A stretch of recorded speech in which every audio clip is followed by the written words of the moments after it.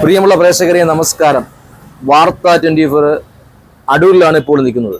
കഴിഞ്ഞ കുറേ ദിവസങ്ങളായി സോഷ്യൽ മീഡിയയിൽ വളരെ ട്രെൻഡിംഗ് ആയി ഓടിക്കൊണ്ടിരിക്കുന്ന ഒരു ന്യൂസാണ്.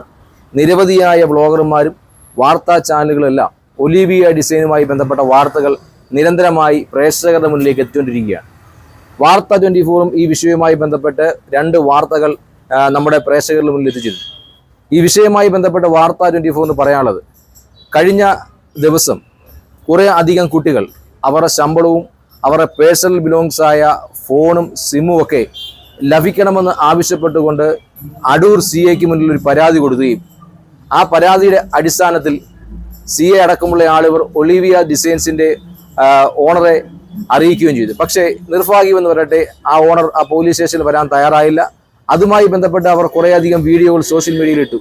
അവിടെ നിരവധിയായ ചാനലുകാരുണ്ടായതുകൊണ്ടാണ് ഞങ്ങൾ വരാത്തതെന്നും ഞങ്ങൾക്ക് കുറേ സാവകാശം വേണമെന്നുള്ള കാര്യങ്ങളൊക്കെ പറഞ്ഞു. ഈ വിഷയവുമായി ബന്ധപ്പെട്ട് വലിയ പ്രതിഷേധങ്ങൾ കുട്ടികളുടെ ഭാഗത്തു നിന്നുണ്ടാകുകയും അങ്ങനെ പോലീസ് അവരോട് കാര്യങ്ങൾ ബോധിപ്പിച്ചതിൻ്റെ അടിസ്ഥാനത്തിൽ ഒരു 2 ദിവസം കഴിഞ്ഞ ശേഷം നിങ്ങളെ വിളിക്കാമെന്നും ഈ വിഷയത്തിൽ ഒരു പരിഹാരം കാണാമെന്നാണ് പറഞ്ഞത്. പക്ഷേ അടൂർ പോലീസിൻ്റെ ഭാഗത്തു നിന്ന് ഞങ്ങൾ വിളിച്ചപ്പോഴും ഞങ്ങളൊരു മാതാവിനെ ഈ വിഷയവുമായി വിളിച്ചപ്പോഴും യാതൊരു വിധമായ റെസ്പോൺസും ഇന്നേക്ക് 3 ദിവസമാകുമ്പോൾ പോലീസിൻ്റെ ഭാഗത്തു നിന്നും ഉണ്ടാകുന്നില്ല. ഇത് വളരെയധികം നിർഭാഗ്യകരമായ ഒരവസ്ഥയാണ്. നമ്മുടെ നാട്ടിൽ ഒരു പരാതി ഒരു സാധാരണക്കാരൻ കൊടുക്കുമ്പോൾ ഉള്ള അവസ്ഥ എന്താണെന്ന് നിങ്ങൾ ചിന്തിക്കണം. എന്താണ് ഇത്തരം ആളുകൾക്കെതിരെ പോലീസ് നടപടിയെടുക്കാൻ വഹിക്കുന്നതെന്ന് വളരെ ചിന്തിക്കേണ്ട ഒരു കാര്യമാണ് പൊതുസമൂഹം. എൻ്റെ ഈ പുറകിൽ കാണുന്ന സ്ഥാപനമാണ് ഒലിവിയ. അതിൻ്റെ ബോർഡിൽ തന്നെ ഏകദേശം 250ഓളം സെയിൽസ് എക്സിക്യൂട്ടീവ്സ് ഉണ്ട് എന്നാണ് അവർ പറയുന്നത്. ഇപ്പോൾ 250ഓളം ആളുകൾ പണിയെടുക്കുന്ന ഒരു സ്ഥാപനം എന്ന് പറഞ്ഞാൽ ഒരു പ്രൈവറ്റ് ലിമിറ്റഡ് കമ്പനി ആയിരിക്കും. തീർച്ചയായും അത്തരത്തിലുള്ള ഒരു കമ്പനിയായിട്ട് അവർ രജിസ്റ്റർ ചെയ്യുന്നതാണ് ഞാൻ വിശ്വസിക്കുന്നത്. പക്ഷേ ഈ 250 ആളുകൾ പണിയെടുക്കുന്ന ഒരു സ്ഥാപനം അടൂരിൽ പ്രവർത്തിക്കുമ്പോൾ അടൂർ നഗരസഭയിൽ പാലിക്കേണ്ട എല്ലാ നിയമങ്ങളും പാലിച്ചു തന്നെയായിരിക്കും അവർ ഇവിടെ പ്രവർത്തിക്കുന്നതെന്നാണ് ഞങ്ങൾ വിചാരിക്കുന്നത്. എന്തായാലും ഈ വിഷയവുമായി ബന്ധപ്പെട്ട് അടൂർ നഗരസഭയ്ക്ക് ഞങ്ങൾ ഒരു വിവരാവകാശം തീർച്ചയായും കൊടുക്കും. 250 സ്റ്റാഫുകളുള്ള ഈ സ്ഥാപനത്തിൽ കൃത്യമായി നഗരസഭയ്ക്ക് തൊഴിൽക്കരം ഇവർ കൊടുക്കുന്നുണ്ടോ? അതല്ല, ഞങ്ങൾ നേരിട്ട് കണ്ടതാണ്. അവരുടെ ഒലിവിയ ഡിസൈൻസിന്റെ വീട്ടിൽ ഞങ്ങൾ വാർത്തയെടുക്കാൻ പോയപ്പോൾ ഏകദേശം 50-ൽ പരം കുട്ടികൾ അതിൻ്റെ മുന്നിൽ നിന്ന് നിൽക്കുന്ന ഒരവസ്ഥയുണ്ട്. അത്തരം കുട്ടികളെ പാർപ്പിച്ച് ഹോസ്റ്റലിൽ താമസിപ്പിച്ച് ഭക്ഷണവും അക്കോമഡേഷനും ഒക്കെ കൊടുത്താണ് അവിടെ ഇവർ ജോലി ചെയ്യിക്കുന്നത് പറഞ്ഞു. അപ്പോൾ ഈ ഹോസ്റ്റലുകൾ അവർ നിയമാനുസൃതമാണോ നടത്തുന്നത്? അതിന് വേണ്ട എല്ലാവിധ സൗകര്യങ്ങളുണ്ടോ? ആ 250-ൽ പരം ആളുകൾ അല്ലെങ്കിൽ 50-ൽ പരം ആളുകൾ ആ ഹോസ്റ്റലിൽ താമസിപ്പിക്കുമ്പോൾ അതിന് കൃത്യമായ രജിസ്റ്റർ മെയിൻറ്റെയിൻ ചെയ്യുന്നുണ്ടോ? 250-ൽ പരം സ്റ്റാഫുകൾക്ക് PFും ESIയും കൊടുക്കുന്നുണ്ടോ? ഇത്തരം കാര്യങ്ങളെല്ലാം നഗരസഭയും ലേബർ ഡിപ്പാർട്ട്മെന്റും കൃത്യമായി അറിഞ്ഞിരിക്കണം.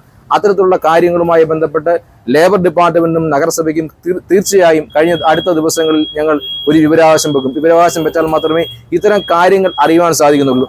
കാരണം നിയമ സംവിധാനം അതിയായിട്ട് യാതൊരു വിധമായ ഒരു റെസ്പോണ്ടും ഈ വിഷയത്തിൽ കാണിക്കുന്നില്ല എന്നുള്ളതാണ് കഴിഞ്ഞ കുറേ ദിവസങ്ങളായി നമ്മുടെ അനുഭവം.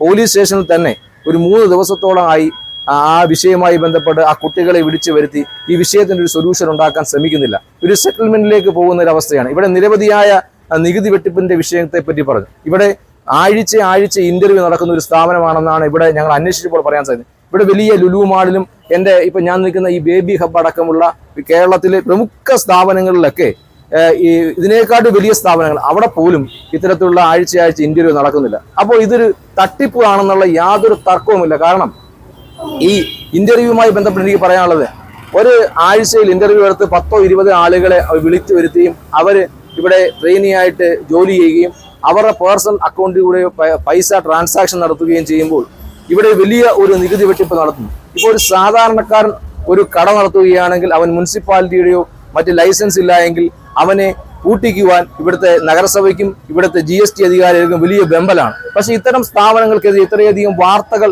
പൊതുസമൂഹത്തിൽ ഉയർന്നു വരുമ്പോൾ ഇവരെയൊക്കെ നിയന്ത്രിക്കാൻ എന്താണ് കഴിയാത്തത്? സാധാരണക്കാരായ വളരെ ക്വാളിഫൈഡ് ആയ ആളുകൾ നമ്മുടെ നാട്ടിൽ മറ്റൊരു തൊഴിലും കിട്ടാത്തതിൻ്റെ ഭാഗമായി ഈ തൊഴിലിടങ്ങളിലേക്ക് കടന്നു വരുമ്പോൾ അവർക്കുണ്ടാകുന്ന ഈ തൊഴിലാളി ചൂഷണത്തെ തടയുവാൻ ആവശ്യമായ നടപടികൾ എന്താണ് കേരള സർക്കാരിൻ്റെ കീഴിലുള്ള ലേബർ ഡിപ്പാർട്ട്മെന്റും നഗരസഭയും എടുക്കാത്ത എന്നുള്ളത് വളരെ അധികം ചിന്തിക്കേണ്ട അവസ്ഥയാണ്. അടൂരിനെ സംബന്ധിച്ചോളം വലിയ ഒരു പട്ടണമാണ്, നിരവധിയായ വികസനങ്ങൾ നടക്കുന്ന ഒരു പട്ടണമാണ്. ഈ അടൂരിന്റെ പേരിന് തന്നെ കളങ്കം വരുത്തിക്കൊണ്ടാണ് ഇത്തരത്തിലുള്ള വാർത്തകൾ കഴിഞ്ഞ ദിവസങ്ങളെ ഈ സോഷ്യൽ മീഡിയയിലും ഒക്കെ പ്രചരിപ്പിച്ചുകൊണ്ടിരിക്കുന്നത്. നിരവധി ആളുകൾ ഈ വിഷയമായി ബന്ധപ്പെട്ട് ഞങ്ങളെയൊക്കെ വിളിച്ചിട്ടുണ്ട്. എന്താണ് ഇവിടെ സംഭവിക്കുന്നത്, നിങ്ങൾ പറഞ്ഞ കാര്യങ്ങളൊക്കെ ശരിയാണോ? പക്ഷേ നിരന്തരമായി ഇത്തരം വാർത്തകൾ വരുമ്പോൾ തീർച്ചയായും ഇവിടെ ഒരു തൊഴിലുമായി ബന്ധപ്പെട്ട് നിരവധി പ്രശ്നങ്ങൾ നിലനിൽക്കുന്നുണ്ട്. അതുപോലെ തന്നെ നികുതി വെട്ടിപ്പ് എന്നത് നടക്കുന്നുണ്ട്. നഗരസഭയെ കളിപ്പിച്ചുകൊണ്ട് നിരവധിയായ കാര്യങ്ങൾ ഇവിടെ ചെയ്തിട്ടുണ്ട്. അത് നഗരസഭ അതിന് ഉത്തരം പറയേണ്ടതാണ്. കൃത്യമായ ലൈസൻസോട് കൂടിയാണോ ഇത്തരം സ്ഥാപനങ്ങൾ പ്രവർത്തിക്കുന്നത് എന്നത് പരിശോധിക്കേണ്ടത്. 250 സ്റ്റാഫുകളുണ്ടെന്ന് അവർ തന്നെ പരസ്യപ്പെടുത്തിയിട്ടുണ്ട്.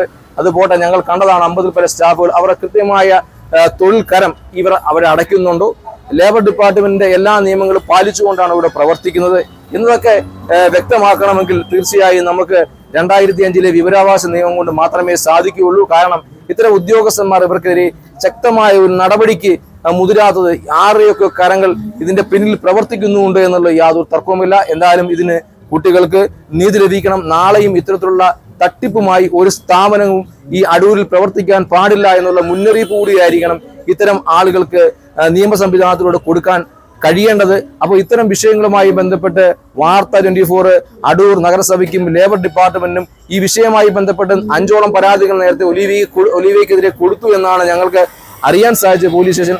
അപ്പം അത്തരത്തിലുള്ള പരാതിയിന്മേൽ എന്തെങ്കിലും FIR ഇട്ടിട്ടോ ഉണ്ടോ എന്നതൊക്കെ അറിയണമെങ്കിൽ തീർച്ചയായും വിവരാവകാശത്തിന് മാത്രമേ സാധിക്കുകയുള്ളൂ. അതെന്തായാലും തീർച്ചയായും ഈ 3 ഡിപ്പാർട്ട്മെന്റിലും വിവരാവകാശം കൊടുക്കുവാൻ വാർത്ത 24 തീരുമാനിച്ചിരിക്കുകയാണ്. ഈ വിഷയവുമായി ബന്ധപ്പെട്ട് കുട്ടികൾക്ക് നീതി ലഭിക്കുന്നതിനാവശ്യമായി എന്ത് നടപടിയും സ്വീകരിക്കും. അതിന് യാതൊരു വിധമായ പിന്നോട്ട് പോകാൻ നിങ്ങൾ തയ്യാറാവില്ല.